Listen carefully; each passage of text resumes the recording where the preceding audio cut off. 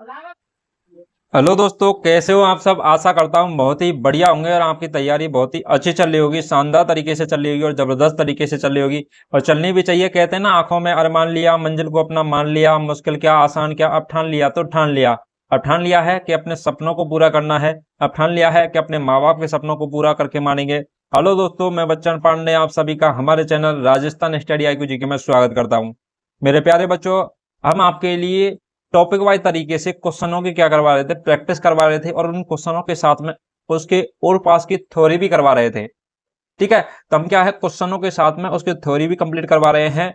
और ज्यादा मिनटों में नहीं, थोड़ी थोड़ी टाइम की वीडियो है और आप जरूर जाकर देखिए। जितनी भी हमने अभी तक 5-6 वीडियो डाली हैं, जितनी भी उनको अलग से प्लेलिस्ट बनी हुई है, उसके अंतर्गत आप जाकर देख सकते हो। चलिए दोस्तों, आज की हम क्लास स्टार्ट करते हैं। आज का हमारा टॉपिक रहने वाला है लोकगीत एवं लोक नृत्य।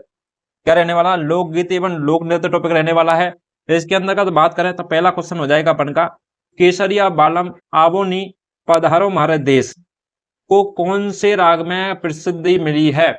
तो कौन से राग में गाया गया है जिससे को क्या है, इससे को प्रसिद्धि मिली है, केसरिया बालम पधारो हमारा देश। ये बात अपन पहले सबसे पहले बात करते हैं केसरिया बालम आवनी पधारो हमारे देश के बारे में। तो यह सबसे पहले राज्य गीत है, ये राजस्थान का राज्य गीत पूछ लिया आपसे तो केसरिया बालम पधारो मारो देश हो जाएगा। और यह गीत है, यह कौन सा गीत है, तो ये एक प्रकार से ब्रह गीत है। कौन सा गीत है, ब्रह गीत की कैटेगरी में रखा गया है।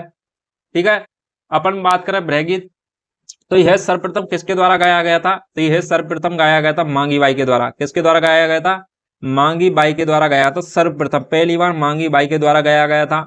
और मांगी बाई हमारे इसके अंतर्गत जीके के अंतर्गत दो आती हैं, उनमें से अपन बात कर रहे हैं। ये मांगी बाई कौन सी है, तो ये हो जाएगी उदयपुर वाली। कौन सी हो जाएगी, उदयपुर वाली जो मांगी बाई है उसके द्वारा गाया गया था पहली बार।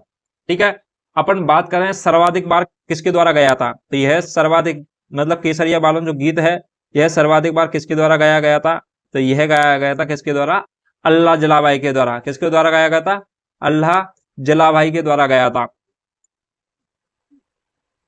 और अल्लाह जलाबाई है, ये खाकी रहने वाली है। तो यह बीकानेर के दरबार में, बीकानेर शासक थे गंगा सिंह, और गंगा सिंह के दरबार में इन्होंने क्या गई थी, मांड गायिका। तो किस गायिका से संबंधित है, अल्लाह जलाबाई, तो ये हो जाएगी अपन के मांड गायिका से। तो केसरिया बालम पधारिनी मारो देश किससे संबंधित है, मांड गायिका से संबंधित है, मांड क्षेत्र से संबंधित है। ठीक है, अपन बात करें अल्लाह जलाबाई के जो गुरु थे, तो गुरु कौन हो जाएंगे, तो अल्लाह जलाबाई के गुरु है उस्ताद हुसैन चांद बख्श। क्या हो जाएंगे, उस्ताद हुसैन चांद बख्श लंगड़े वाला। उस्ताद हुसैन चांद बख्श लंगड़े वाला हो जाएगा। ये क्या है, अल्लाह जलाबाई के गुरु हैं। और सर्वाधिक बार कौन गाया था केसरी वालम, अल्लाह जलाबाई ने गाया गया था। माण है, माण क्षेत्र किसको कहा जाता था, तो ये जैसलमेर बीकानेर वाले क्षेत्र को क्या कहा जाता था, माण। ठीक है, जैसलमेर क्या हो जाएगा, जैसलमेर दोबारा लिख देता हूं, जैसलमेर। और बीकानेर वाला जो क्षेत्र है उसके अंतर्गत माण गायिका होती गाई जाती है। और जैसलमेर वाले क्षेत्र को माण या बल्लभ भी कहा जाता था प्राचीन समय में। इसके बाद बात करें अपन अल्लाह जलाबाई की बात चल गई तो पूरा ही बात करते हैं अपन। तो अल्लाह जलाबाई है, इसको 2003 के अंतर्गत, किसमें 2003 में। और अल्लाह जलाबाई के ऊपर क्या है, 5 रुपए का डाक टिकट क्या हो जाएगा, पल्लाबाई जिले के ऊपर 2003 में 5 रुपए का डाक टिकट जारी किया गया था। इसको 1952 ईस्वी में, कब 1952 ईस्वी में पद्मश्री, कौन सा, पद्मश्री पुरस्कार दिया गया था 1952 ईस्वी में। इसके अलावा इसको 2012 ईस्वी में, कब 2012 में राजस्थान रत्न, कौन सा मिला था, अल्लाह जलाबाई को राजस्थान रत्न 2012 के अंतर्गत। अपन इसके अलावा बात करें कि भारत की कोकिला कहा जाता है, तो भारत की कोकिला कहा जाता है किसको, सरोज नायडू को। किसको कहा जाता है, भारत की कोकिला सरोज नायडू को कहा जाता है। लेकिन आपसे पूछा जा सकता है कि राजस्थान की कोकिला किसे कहा जाता है। या फिर अपन बात करें मरुभूमि, तो मरुभूमि मरुस्थल की भूमि है, मरुभूमि की कोकिला, तो मरुभूमि की कोकिला आपसे पूछ ले तो मरुभूमि की कोकिला कौन रहने वाली है, तो वो हो जाएंगे अपन की कौन, अल्लाह जलाबाई। तो मरुभूमि की कोकिला पूछ ले तो अल्लाह जलाबाई हो जाएगी। ठीक है, और भारत की कोकिला पूछ ले तो सरोज नायडू हो जाएगी। अपन से एक और क्वेश्चन बनता है, वो भी आप जान लीजिए, स्वर कोकिला भी होती है एक। ये 3 कोकिला है, एक तो राजस्थान की मरुभूमि की कोकिला अल्लाह जलाबाई, और भारत की कोकिला सरोज नायडू, और स्वर कोकिला, तो स्वर कोकिला कौन हो जाएंगी, लता मंगेशकर। क्या हो जाएंगी, लता मंगेशकर। ठीक है, तो ये सिंगर है लता मंगेशकर, ये हो जाएंगे अपन की स्वर कोकिला। नेक्स्ट क्वेश्चन हो जाएगा अपन का, शेखावाटी में ख्याति प्राप्त स्वतंत्रता सेनानी डूंगर जी जवाहर जी के बलिदान की स्मृति में गाया जाने वाला गीत। तो डूंगर जी जवाहर जी हैं, ये पहली बात तो हमारे राजस्थान के क्या है, लोक देवता है। ठीक है, तो इनकी बलिदान की स्मृति में जो इनके क्या गाए जाते हैं, गीत गाए जाते हैं, वो कहलाते हैं छावली। क्या कहलाते हैं, छावली गाए जाते हैं। नेक्स्ट क्वेश्चन हो जाएगा अपन का, मूमल क्या है। तो मूमल की बात करें तो मूमल क्या है, तो मूमल लोक नाट्य है, लोक वाद्य है, लोकगीत है, या फिर क्या रहने वाला है। तो मूमल है, यह एक तो प्रकार से मूमल एक तो गीत है, क्या है, लोकगीत हो जाएगा मूमल। पहला आपको ये क्वेश्चन का आंसर तो ये हो जाएगा, लोकगीत है मूमल। मूमल बात कर रहे हैं अपन मूमल की, तो मूमल है जो ये है खाकी राजकुमारी थी, तो मूमल है लोद्रबा।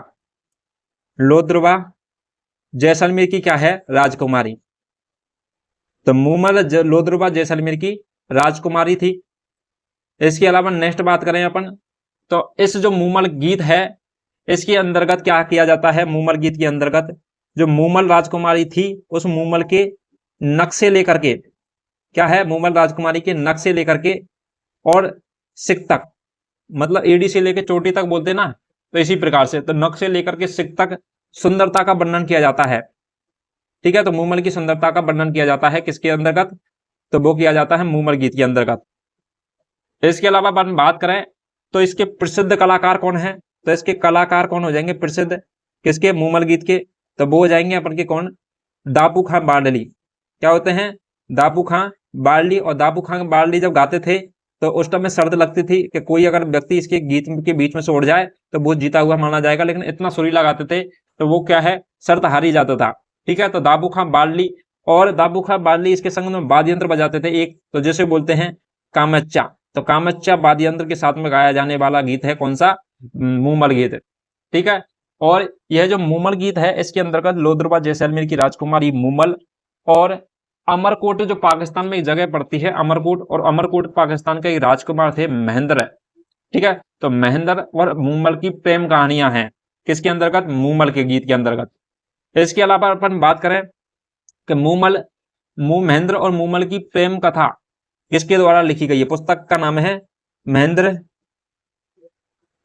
मूमल की प्रेम कथा। तो महेंद्र मूमल की प्रेम कथा किसके द्वारा लिखी गई है, तो ये हो जाएगी अपन की कौन, मीनाक्षी स्वामी के द्वारा। किसके द्वारा लिखी गई है, मीनाक्षी स्वामी के द्वारा लिखी गई है। महेंद्र मूमल की प्रेम कथा पूछ ले तो मीनाक्षी स्वामी के द्वारा लिखी गई है। इसके अलावा एक और पुस्तक लिखी गई है मूमल, डायरेक्ट आपसे पूछ ले मूमल, और मूमल किसके द्वारा लिखी गई है, मूमल पुस्तक, तो मूमल पुस्तक की रचना किसके द्वारा की गई है, तो वो की गई है लक्ष्मी कुमारी के द्वारा। किसके द्वारा की गई है, लक्ष्मी कुमारी के द्वारा की गई है, लक्ष्मी कुमारी चूड़ावत।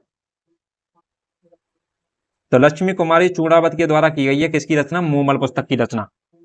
ठीक है, तो आपको ये सारी चीजें आपको याद रखनी है, मूमल से संबंधित यही चीजें थी। नेक्स्ट क्वेश्चन हो जाएगा अपन का, हेला ख्याल लोक संगीत राजस्थान के निम्नलिखित में से किस क्षेत्र से संबंधित है। तो हेला ख्याल लोक संगीत है वो किससे संबंधित हो जाएगा, तो ये दौसा सवाई माधोपुर वाले एरिया के अंतर्गत किया जाता है हेला ख्याल, दौसा सवाई माधोपुर, और ठीक है इसके अंतर्गत होता है हेला ख्याल, तो इस क्षेत्र से संबंधित है।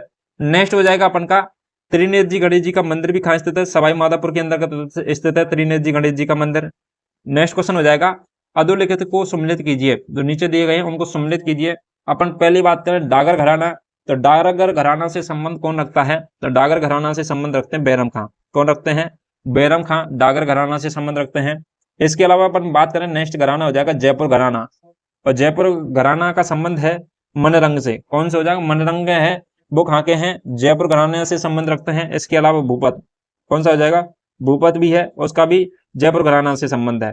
ठीक है, इसके अलावा नेक्स्ट बात करें मेवाती घराना, और मेवाती घराना है इसके रहने वाले इसके अंतर्गत कौन है, तो मेवाती घराना से संबंध है मोतीराम का। किसका आ जाएगा, मोतीराम ज्योतिराम का। ठीक है, मेवाती घराना से संबंध। अतरौली घराना, तो अतरौली घराने का संबंध होता है दुल्लू खां का। किसका हो जाएगा, दुल्लू खां का हो जाएगा अतरौली घराने से संबंध।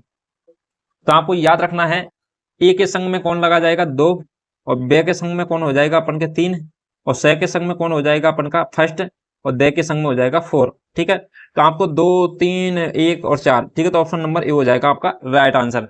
नेक्स्ट क्वेश्चन की बात करें, नेक्स्ट क्वेश्चन हो जाएगा, जयपुर में राजस्थान में चरकुला नृत्य कहां पर किया जाता है।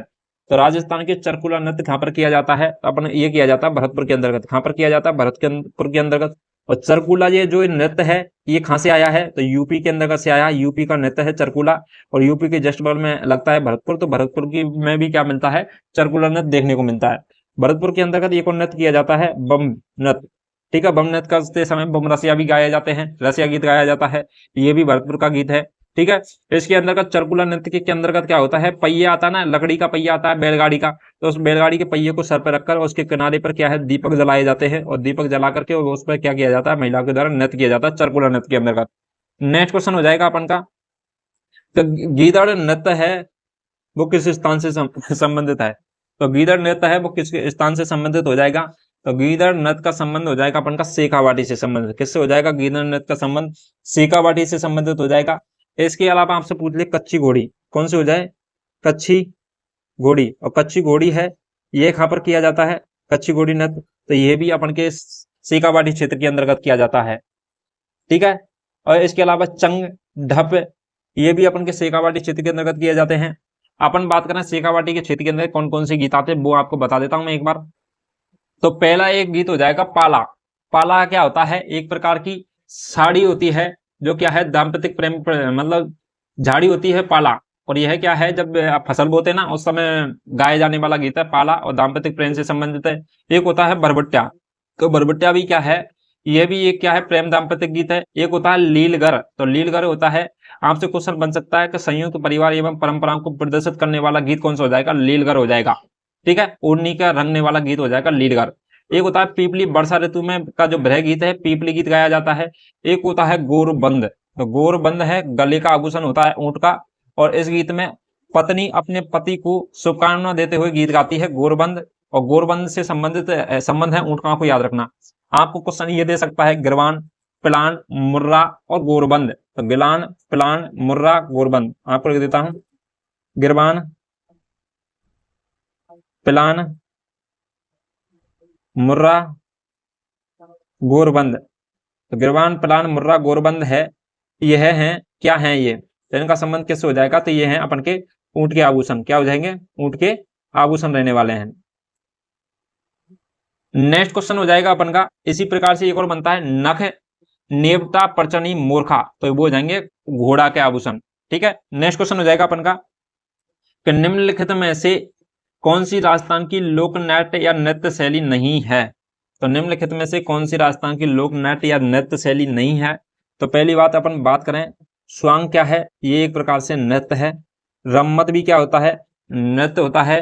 ख्याल भी क्या होता है? नृत्यों के अंतर्गत आता है, ख्याल भी किया जाता है। लेकिन दाढ़ी है तो ये दाढ़ी क्या है? एक जाति है, क्या हो जाएगा? जाति, तो दाढ़ी जाति है। ठीक है, तो दाढ़ी हो जाएगी अपन की जाति, और स्वांग नृत्य, रम्मत और ख्याल ये क्या हो जाएंगे अपन के? नृत्य, लोक नाट्य और नृत्य हो जाएंगे अपन के। ठीक है, नेक्स्ट क्वेश्चन हो जाएगा अपन का कि तुर्रा कलंगी नाट्य में तुर्रा और कलंगी का प्रतीक है। तो तुर्रा कलंगी के अंदर का जो नाट्य किया जाता है ये प्रसिद्ध नाट्य है, कई बार एग्जाम पूछा जा चुका है तुर्रा और कलंगी। और तुर्रा का संबंध किससे है और कलंगी का संबंध किससे है? मतलब किसके प्रतीक है? तो तुर्रा हो जाएगा शिव का प्रतीक। किसका हो जाएगा? तुर्रा शिव का प्रतीक हो जाएगा, और कलंगी हो जाएगी पार्वती का प्रतीक। ठीक है, नेक्स्ट क्वेश्चन हो जाएगा अपन का राजस्थान में एकमात्र शास्त्रीय नृत्य कथक के जयपुर घराने के प्रवर्तक माने जाते हैं। तो जो अपन के पूर्वी मतलब अपन के उत्तर पश्चिमी भारत का जो शास्त्रीय नृत्य है वो पूछ ले आपसे, या फिर आपसे पूछ ले राजस्थान का शास्त्रीय नृत्य, तो वो कौन सा हो जाएगा अपन का? तो वो रहने वाला है कथक। कौन सा हो जाएगा? कथक रहने वाला है। और कथक का संबंध है अपन के किससे? भानुजी महाराज से। तो जयपुर घराने के भानुजी महाराज हैं, ये क्या माने जाते हैं? इसके प्रवर्तक माने जाते हैं।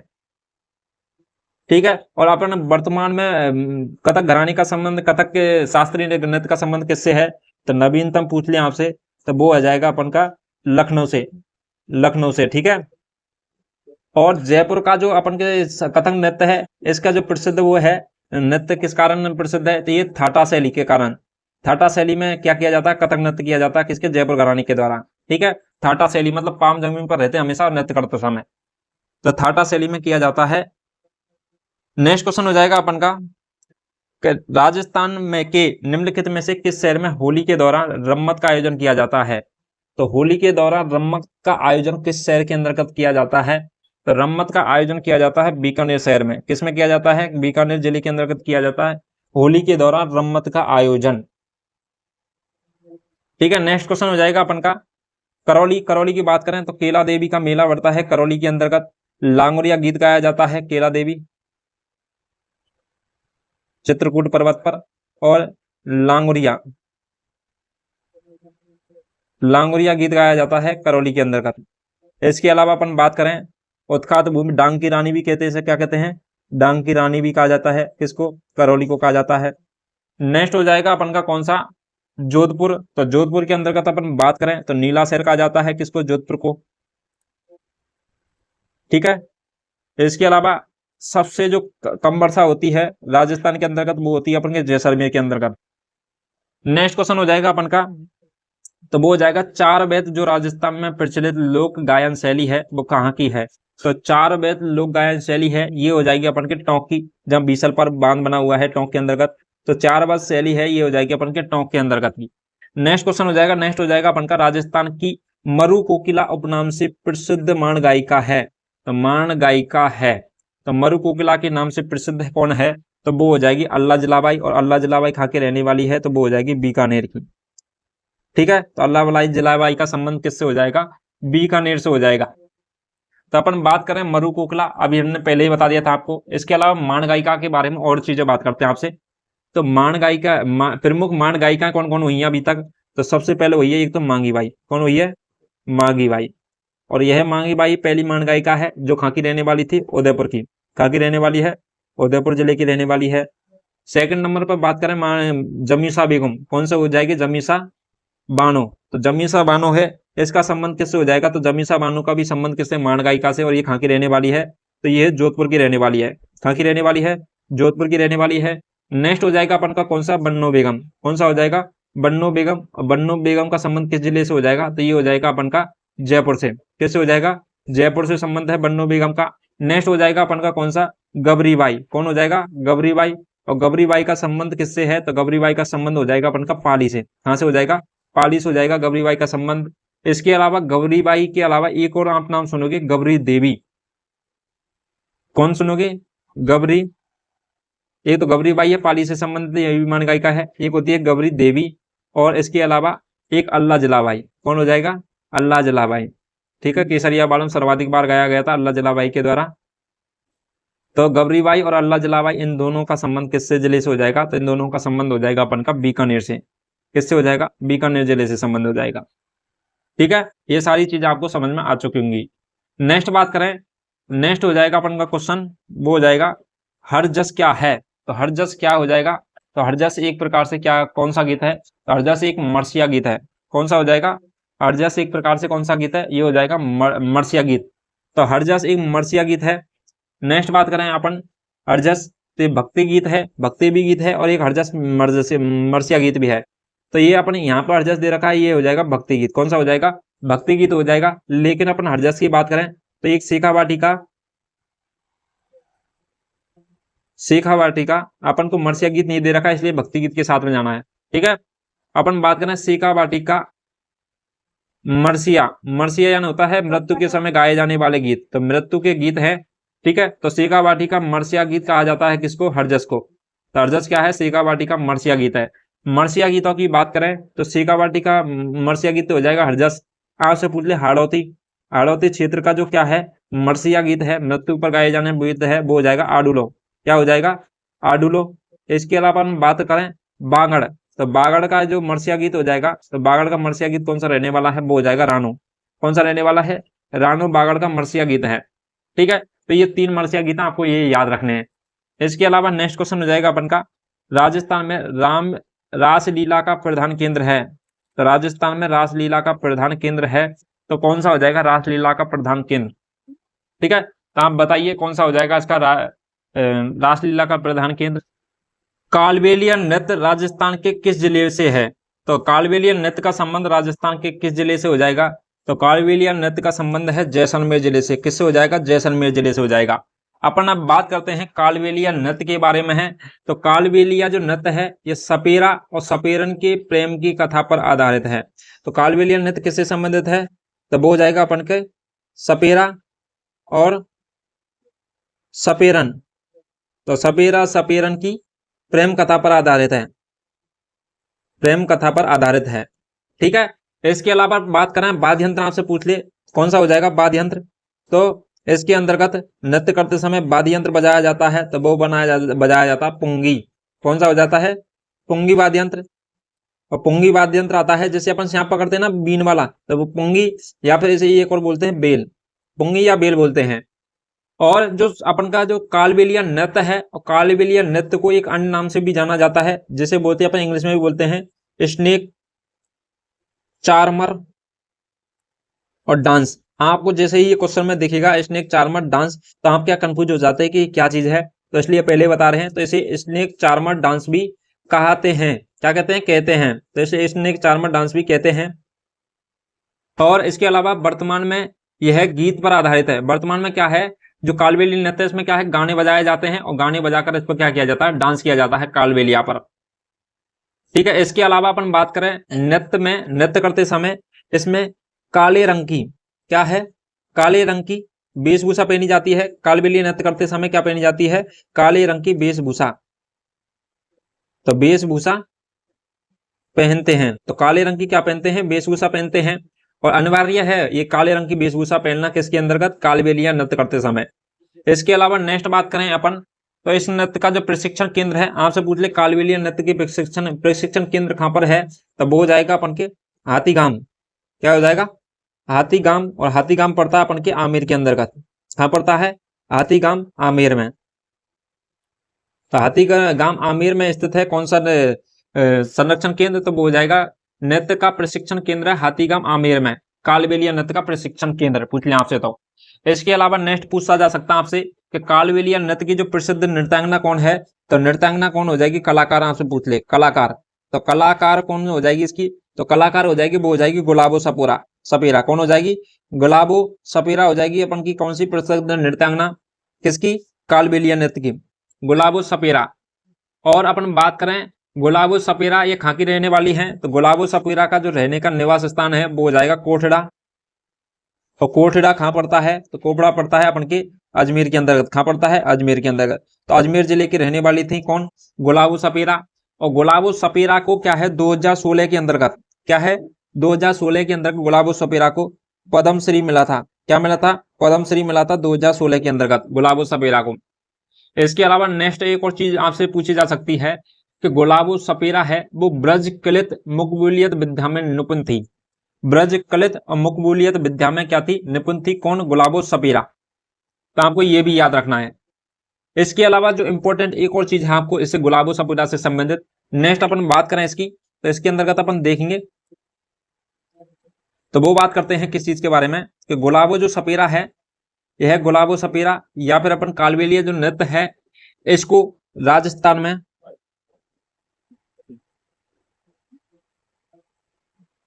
सांस्कृतिक, राजस्थान में सांस्कृतिक धरोहर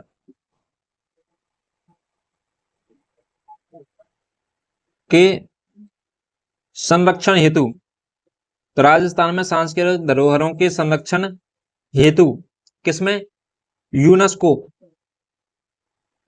यूनेस्को ने इन्हें क्या है ब्रांड, जो क्या है गुलाबो सपेरा है उसे राजस्थान सांस्कृतिक धरोहरों के संरक्षण हेतु यूनेस्को के द्वारा इन्हें क्या है ब्रांड एम्बेसडर, तो ब्रांड एम्बेसडर नियुक्त किया गया है। तो राजस्थान के सांस्कृतिक धरोहरों के संरक्षण हेतु किसको? गुलाबो सपेरा को ब्रांड एम्बेसडर के रूप में क्या किया गया है? नियुक्त किया है। ठीक है, राजस्थान की। इसको आपको ये चीजें याद रखना है। इसके अलावा अन्य प्रसिद्ध नृत्यांगना पूछ ले आपसे गुलाबो सपेरा से संबंधित, तो ये हो जाएंगी नीला सपेरा, कंचन सपेरा, कमली और राजगी। ठीक है, ये अन्य प्रसिद्ध नृत्यांगना है गुलाबो सपेरा से संबंधित। इसके अलावा एक और चीज आपको याद रखनी है इससे संबंधित, वो हो जाएगी क्या? राजस्थान की एकमात्र लोक नृत्य जिसे यूनेस्को की विश्व धरोहर सूची में शामिल किया गया है, तो इसे किसको? कालबेलिया नृत्य को यूनेस्को, इसे यूनेस्को ने विश्व विरासत सूची, यूनेस्को विश्व विरासत सूची में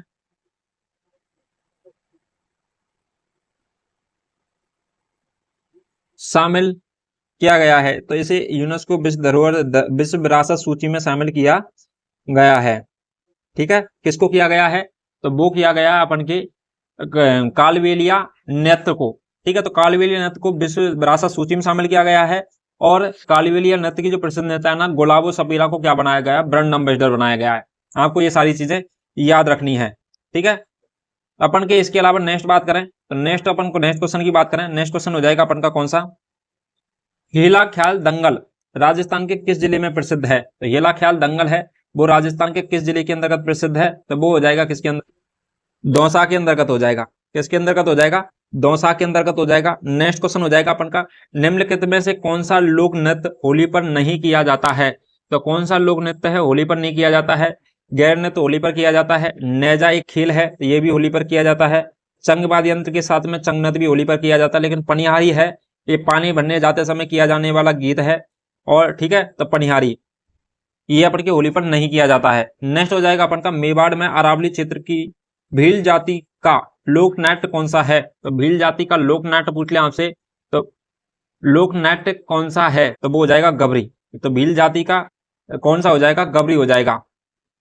ठीक है, इसके अलावा नेक्स्ट बात करें, नेक्स्ट क्वेश्चन हो जाएगा अपन का, नृत्य जो केवल पुरुषों के द्वारा किया जाता है, तो पुरुषों के द्वारा किया जाने वाला नृत्य कौन सा हो जाएगा? तो वो हो जाएगा कच्ची घोड़ी। कौन सा नृत्य हो जाएगा? कच्ची घोड़ी नृत्य हो जाएगा। यह किया जाता है अपन के शेखावाटी क्षेत्र के अंतर्गत किया जाता है कच्ची घोड़ी नृत्य। ठीक है, इसके अलावा यह कब किया जाता है? वैवाहिक अवसर पर भी किया जाता है कच्ची घोड़ी नृत्य पुरुषों के द्वारा। लकड़ी की घोड़ी पहन करके और पुरुषों के द्वारा किया जाने वाला नृत्य कच्ची घोड़ी नृत्य कहलाता है। ठीक है, और अपना इसके अलावा बात करें, कामड़ जाति के द्वारा नृत्य किया जाता है तेरह ताली। किसके द्वारा?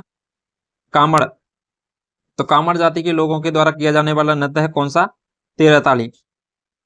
अपन घूमर की बात आ गई यहाँ पे, घूमर, तो घूमर के बारे में भी अपन क्या कर लेते हैं, थोड़ी सी चर्चा कर लेते हैं।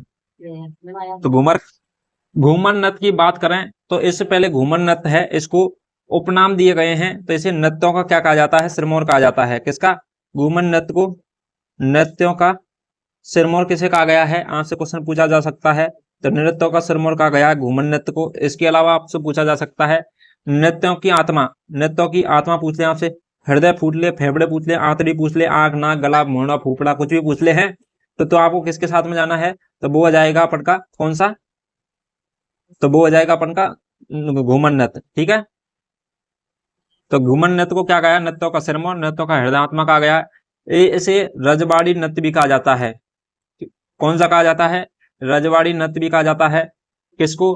घूमर नृत्य को। और घूमर नृत्य का जो आयोजन है वो कब किया जाता है? तो ये किया जाता है अपन के मुख्य त्योहार तो गणगौर। गणगौर के अलावा अपन नेक्स्ट बात करें तो छोटी तीज कब किया जाता है? तीज पर किया जाता है इसका आयोजन। और इसके अलावा जो सरकारी कार्यक्रम होते हैं उन पर भी किया जाता है। इसके अंतर्गत अपन वेशभूषा की बात करें घूमर नृत्य के अंतर्गत तो 80 कली का क्या है? 80 कली का घाघरा। तो 80 कली का घाघरा पहना जाता है नृत्यांगना के द्वारा। और इसके साथ में कंधौरा आभूषण कौन सा हो जाएगा? कंधौरा। 80 कली का घाघरा और कंधौरा आभूषण पहना जाता है। तो कंधौरा आभूषण भी पहना जाता है किसके अंतर्गत? तो वो हो जाएगा घूमर नृत्य के अंतर्गत। इसके अलावा अपन बात करें नृत्यों में जो महिलाओं के द्वारा 8 बार वृत्ताकार घूमा जाता है। कितनी बार? 8 बार वृत्ताकार घूमकर ये घूमर नृत्य किया जाता है। और 8 बार जो वृत्ताकार घूमकर जो नृत्य किया जाता है उसे अपन क्या बोलते हैं? तो इसको बोलते हैं सवाई चाल। क्या बोलते हैं? 8 बार वृत्ताकार घूमकर जो चला जाता है या फिर नृत्य किया जाता है उसे बोलते हैं सवाई चाल। क्या बोलते हैं? सवाई चाल कहते हैं। इसके अलावा अपन बात करें नृत्य का जो मुख्य आकर्षण का केंद्र होता है ना इसके अंतर्गत, तो ये होता है महिलाओं के हाथों का लचकदार प्रदर्शन। क्या होता है? महिलाओं के हाथों का लचकदार प्रदर्शन। तो महिलाओं के हाथों का जो लचकदार जो प्रदर्शन होता है ये अपन के मुख्य आकर्षण का क्या होता है? केंद्र होता है। और इसी को अपन हाथों के लचकदार प्रदर्शन को अपन क्या कहते हैं? तो ऐसे बोलते हैं अपन कहरवा। क्या बोलते हैं? कहरवा कहते हैं अपन इसको। ठीक है, तो महिलाओं के हाथों के लचकदार प्रदर्शन को अपन कहते हैं कहरवा। और इस नृत्य को जो सर्वाधिक बढ़ावा दिया गया था वो दिया गया था उमेश सिंह के द्वारा। ठीक है, आपसे और भी पूछा जा सकता है घूमर नृत्य के अंतर्गत, और भी अंदर पूछेगा तो आपको क्या है? सबसे बड़ा घूमर नृत्य आज तक, तो वो कब लगा था? तो 7 नवंबर को लगा था। और कब लगा था? 2019 में। तो सबसे बड़ा घूमर नृत्य है, अभी तक कब आयोजित हुआ है? 2019 के अंतर्गत आयोजित हुआ है। 7 नवंबर 2019 को आयोजित हुआ था सबसे बड़ा घूमर नृत्य। और ये कहाँ पर आयोजित हुआ था? तो ये हुआ था अपन के पुष्कर मेला में। कहाँ पर हुआ आयोजित हुआ? पुष्कर मेला में आयोजित हुआ था। और इसके अंतर्गत महिलाओं कितनी थी? तो 2652 महिलाओं ने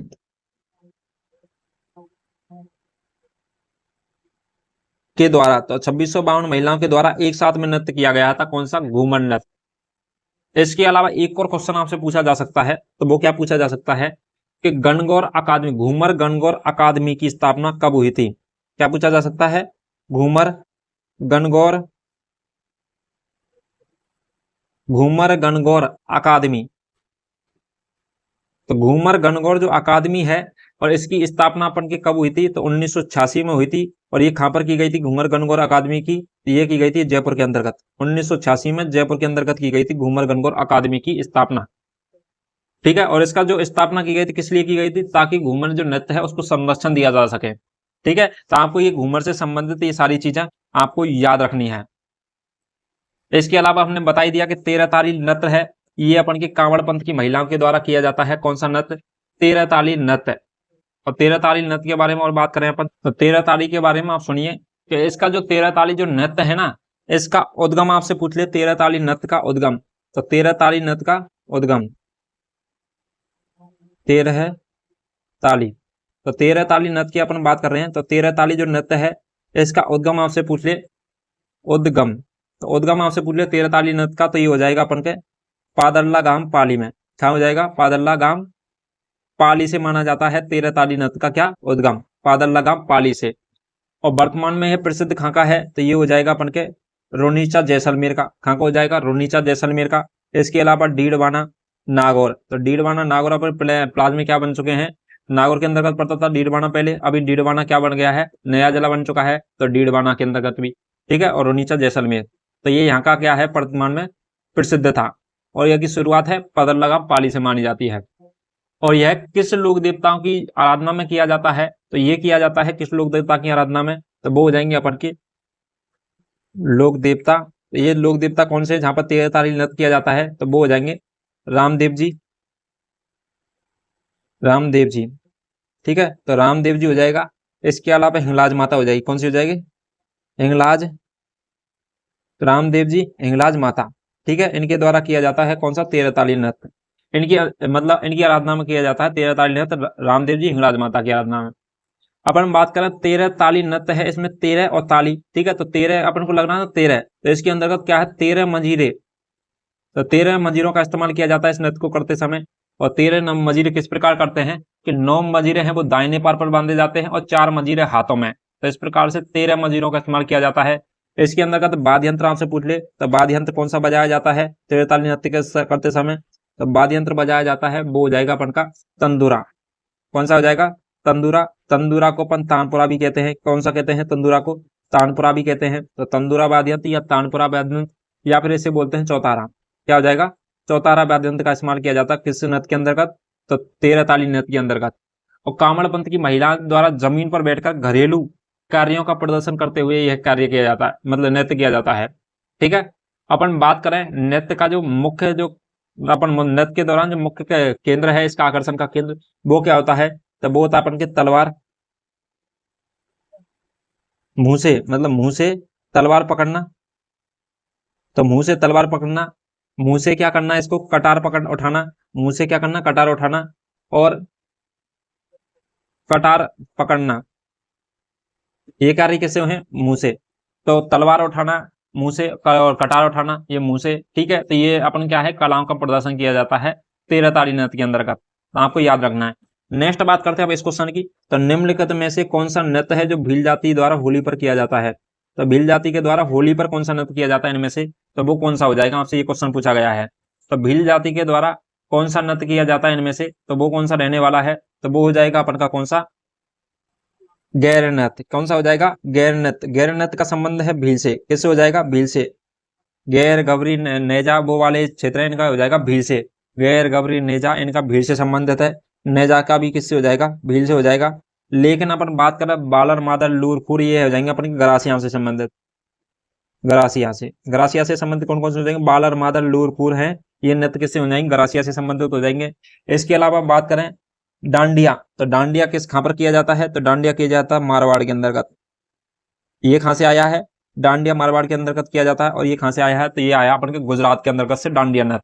ठीक है, तो चलिए दोस्तों, ये अभी हमने काफी चीजों के बारे में आपके साथ में डिस्कस कर चुके हैं, बहुत सारे नृत्यों के बारे में भी चर्चा की है, डिटेल से चर्चा की है। आशा करता हूँ वीडियो आपको पसंद आया होगा, और यदि वीडियो अच्छा लगा तो वीडियो को लाइक कीजिए, कमेंट कीजिए, चैनल को सब्सक्राइब कीजिए और ज्यादा से ज्यादा वीडियो को शेयर कीजिए, ताकि आप जैसे भाइयों की मदद हो सके और बेहतरीन कंटेंट का लाभ ले सके, और हमें भी क्या है, थोड़ा बहुत मोटिवेशन मिल सके, ताकि हम आपके लिए और कार्य करने के लिए क्या हो, प्रेरित हो। चलिए दोस्तों, आज के लिए इतना ही। अब मिलते हैं नेक्स्ट क्वेश्चनों के साथ नेक्स्ट वीडियो में। तब तक के लिए थैंक यू सो मच।